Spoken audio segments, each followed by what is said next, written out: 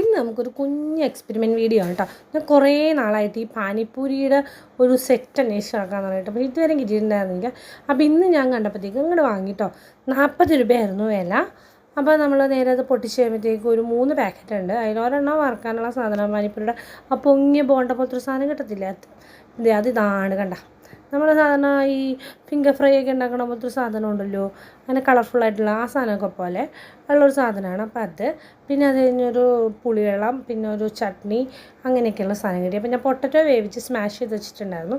അതിലോട്ട് കുറച്ച് സവാള അരിഞ്ഞിട്ടു. പിന്നെ അതിൻ്റെ കൂടെ നമുക്കൊരു പൊടി ഇട്ടിട്ടുണ്ടായിരുന്നു. ആ പൊടിയും കൂടെ അടിച്ചിട്ട് മുളക് പൊടിയൊക്കെ കൂടിയതാണെന്ന് തോന്നുന്നത്. പക്ഷെ ഒരു നല്ലൊരു സ്മെല്ലുണ്ട് കേട്ടോ. സമൂസ ചാട്ടിൻ്റെ കൂടെ കിട്ടുന്ന ആ ഒരു മസാലയുടെയൊക്കെ സ്മെല്ലുണ്ട്. പക്ഷേ അടിപൊളിയായിരുന്നു. അത് ജസ്റ്റ് ഒന്ന് മിക്സ് ചെയ്തെടുക്കാം.